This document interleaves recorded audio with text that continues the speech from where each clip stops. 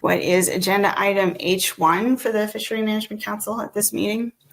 And that is the Fishery Ecosystem Plan Appendix and the ecosystem initiatives. And you may recall that in March of 2022, so March of this year, the Council adopted its final version of the Fishery Ecosystem Plan. And then it turned to its question of, what ecosystem initiative should we do next? And you may recall that ecosystem initiatives are multi-species or multi-fisheries science and policy processes that help the Council coordinate its policies across its fishery management plans and improve our understanding and management of the California current ecosystem. So the list of initiatives is a living list of ideas, and it'll change as some initiatives are completed and new ideas are added. It's not a commitment to doing all of the ideas. It's just a way for the Council to sort of brainstorm about its bigger concerns across its fishery management plans. And you may remember that the Council's first initiative was intended to resolve some of the discussions that had arisen during the development of the Fishery Ecosystem Plan by restricting the development of fisheries for unfished lower trophic level species. We reviewed a group of species now collectively known as shared ecosystem component species for their roles in the diets of Council-managed species and in the diets of marine mammals and seabirds. So then our second initiative focused on tuning up the ecosystem status report.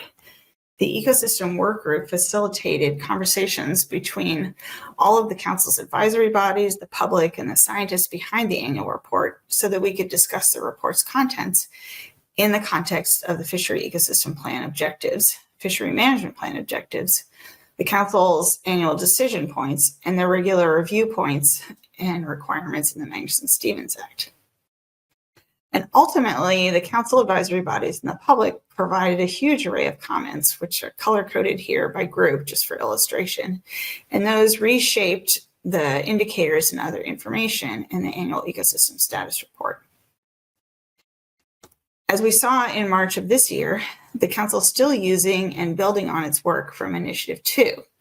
Every March, the Council receives a new ecosystem status report, and the Council, its advisory bodies, and the public discuss the changes they would like to see in future reports.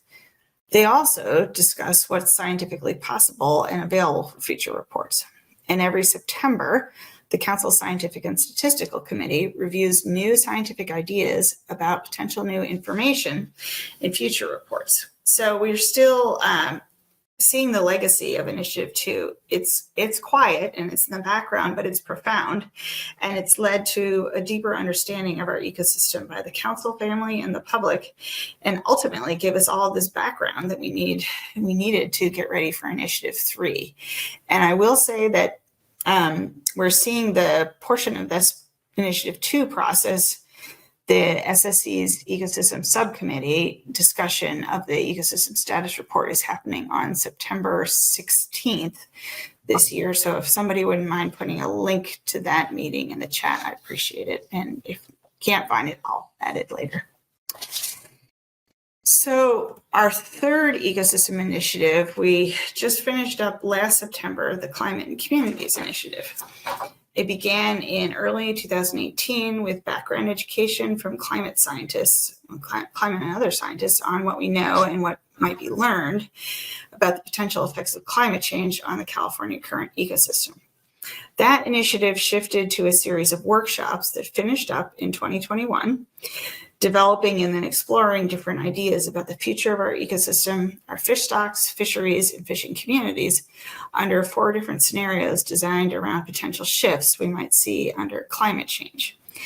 And another little note, which I'll have to see if I can find, the Fishery Management Councils on the East Coast are working on a scenario planning process themselves. And there was an interesting article in Seafood News recently about that process. So maybe we want to see if we can find that and add it to the chat. But again, if other folks don't know where that is, we can find it later.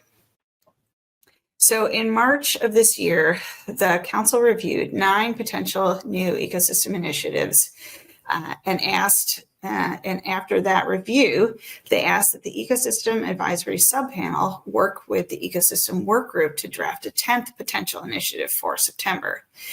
And then they asked that the Ecosystem Work Group review comments from the full suite of advisory bodies and make changes to the draft initiatives based on their recommendations.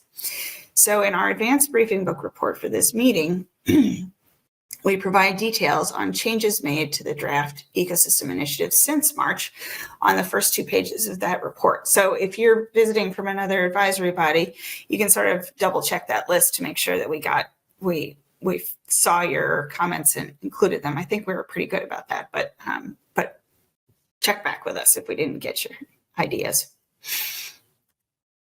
So Initiative 1, Ecosystem and Climate Information for Fishery Management Plan and Species, and Initiative 8, whoops, I'm sorry, I'm getting ahead of myself. The draft initiatives in the plan, Initiative 1, Ecosystem and Climate Information, and Initiative 8, Assess Flexibility in Fisheries Management, you'll see those with the yellow stars, respond to the Council's 2021 direction to complete the Climate and Communities Initiative. Initiative 2, Science and Policy Planning for Understanding Recruitment, and Initiative 6, shown there in green stars, grew out of ideas discussed in the updated Fishery Ecosystem Plan. And then the remaining 5 initiatives shown in blue stars have been updated from earlier versions found in the 2017 Fishery Ecosystem Plan Appendix. And then Initiative 10, shown in pink, is new for this September meeting, and it combines elements from the other initiatives. It was primarily drafted by the Ecosystem Advisory Subpanel, and then they gave it to us, and we sort of looked at it with the eye of, what kind of editing suggestions can we make, not how do we wholly revise this and change it to a different initiative. So it really is their initiative and their ideas as edited by the Ecosystem Work Group.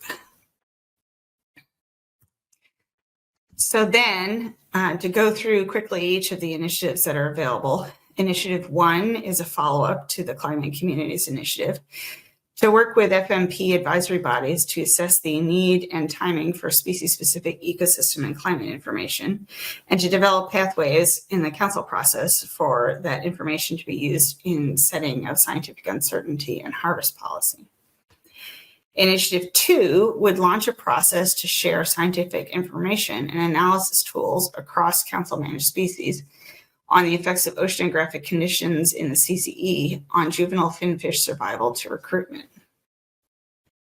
Initiatives 3, 4, 5, and 9 are those updated initiatives. Initiative 3 would build on the Council's recent cross-FMP work on standardized bycatch reporting methodologies and on recent scientific work on multi-fishery bycatch management to develop cross-FMP efforts in bycatch management.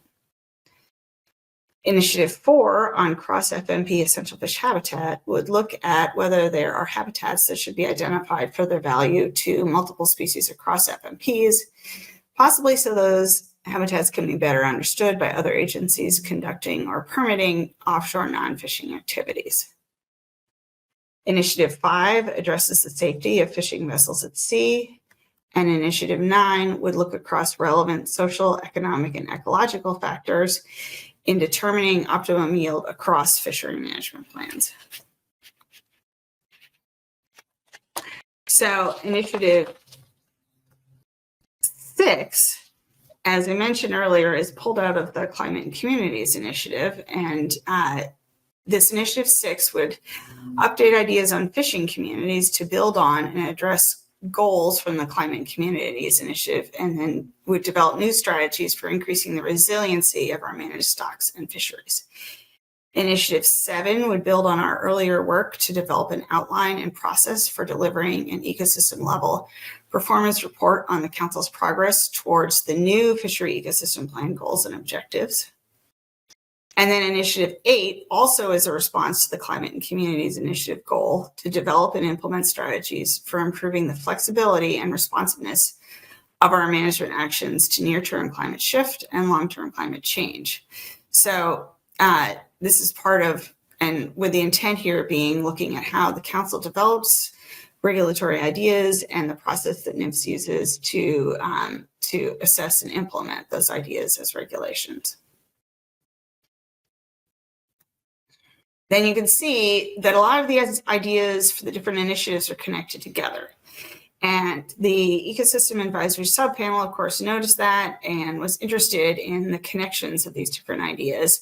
And so came up with this Initiative 10, Climate Informed Fisheries Management, and it combines ideas from the other initiatives 1, 5, 6, and 8, and it's a multi-year plan to develop and implement strategies to improve the responsiveness of fisheries management to climate variability and change.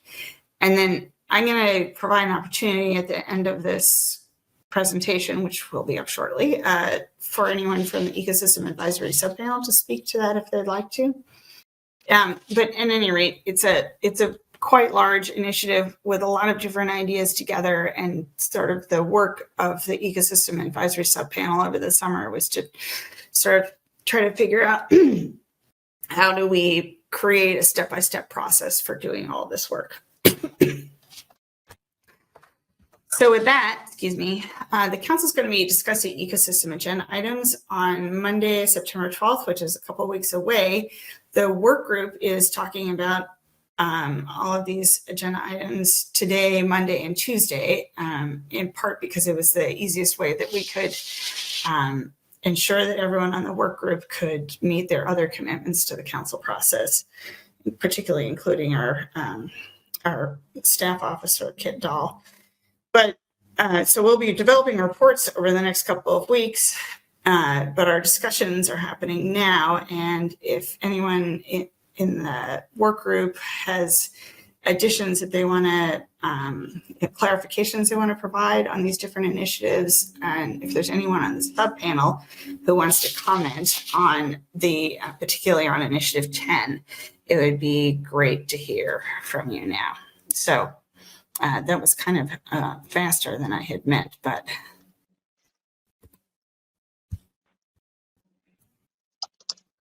I will just stop there.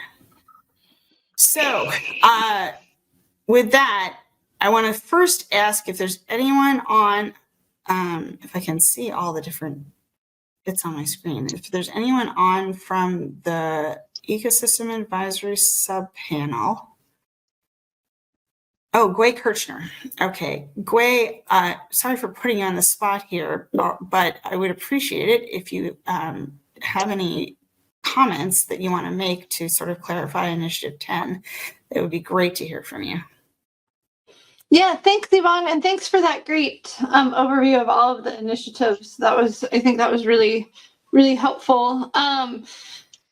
In March, when the advisory subpanel had their discussions, I would say for us, it was in looking at the different initiatives and pieces of the different initiatives that we really saw that it was not necessarily individual buckets of work, but really a related package of work that built off each other and together formed one really good initiative. So that's where our hybrid initiative came from, Initiative 10. And it's really, to kind of boil it down, we put it into kind of three areas of actions that you could do. The first would really look at indicators, climate and ecosystem indicators that could inform the management that happens in each FMP, and that may be specific to stocks within each of those FMPs. And I think that the IEA team did a great job of putting together the draft climate indicator appendix this last time that is a really good start to that, but really looking at it from the FMP level and providing information that would inform the harvest setting processes that happen through each of the FMPs. The second part of that is really looking at social indicators and such for West Coast fishing communities, and thinking about the community side of this, the Climate and Communities Initiative, and then how does that really those communities and the fisheries management that we do really go hand in hand. So looking at that at kind of a more holistic level that would include communities and how that reporting within each FMP could include some of the social indicators and represent some of the community needs. And then lastly, taking that work as well as some of the other results from the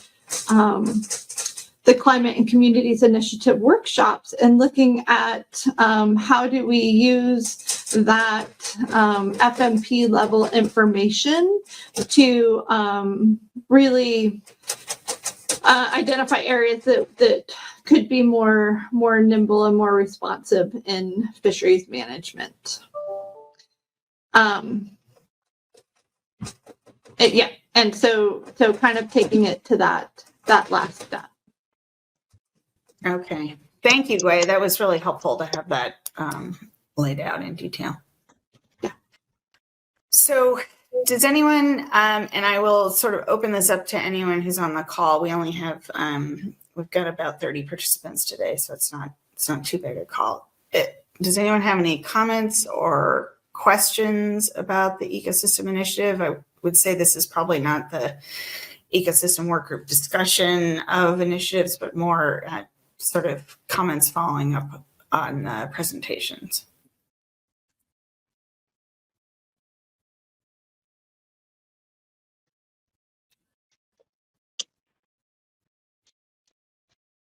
Okay, I don't see any blue hands, but if you're having trouble finding your electronic hand, then you can just go ahead and speak up.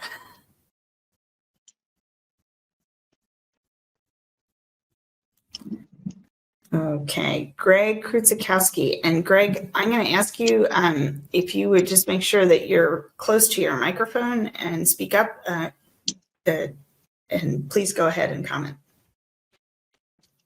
Yeah, thanks, Yvonne. I guess this question is kind of for Gway in some ways. I see initiative 2. Number 2, looking at oceanographic and recruitment sort of things as being a sort of integrate or important for initiative 1 and how it. And I'm just wondering if that could potentially be incorporated into that combined initiative that was there. Just thoughts on that, and hopefully you could hear me.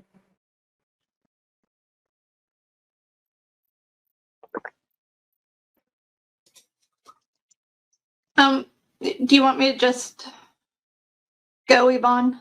Oh, sorry. Yes, I should be doing a better job chairing. Please go ahead. No worries. Yeah, Greg, I mean, I think definitely when we start looking at indicators, we'll see oceanographic and such. Oceanographic indicators will be, important for tracking climate change and such. So I don't think that those would necessarily be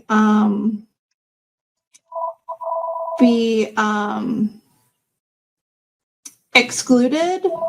I think that what we're looking at is especially specific down to the FMP down into the FMP level and thinking of FMP level reports potentially and that sort of thing.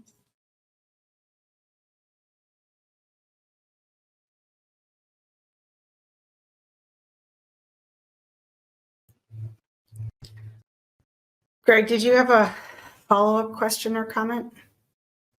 It's okay if you don't, but I just wanted to check. No, that's good. It just seems that the whole idea of, trying to get at the mechanisms for recruitment and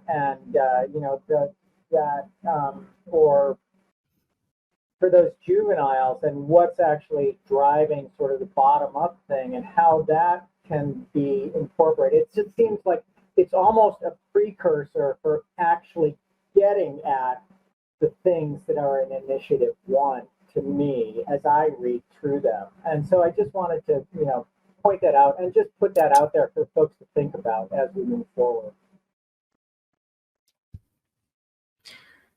Okay, well, thank you very much for your perspective on that.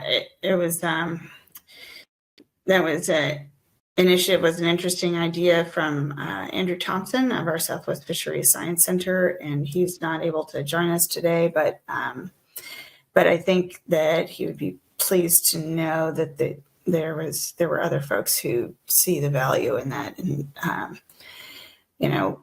that's one of the sort of it's largely framed as a science process. So if there's some way that we can pursue it outside the council process, that might be a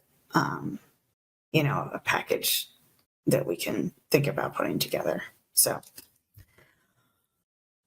okay. Does anyone else have any comments or questions about the draft initiatives or the ecosystem work group report?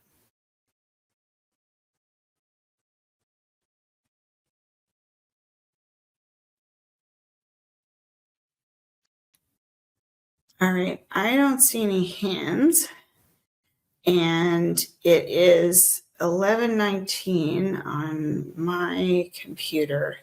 So I'm going to suggest, if it's okay with folks, and EWG, speak up if it's not, I'm going to suggest that we take a 10-minute break and come back at 11:30, and then we'll start rolling into sort of the main obligation of the EWG, which is to draft our reports and get going on those. So thank you very much, everyone who came to listen to our presentations and presentations by Rich and Toby as well. We really appreciate it. And I know it's a lot to take in, and I always have thoughts sort of gurgling around in my head when I hear things like this. So, and I need a chance to percolate, but maybe others will also have ideas that come up as they're working forward. So with that, I think, I don't know if Kit has a formal break slide to put up, but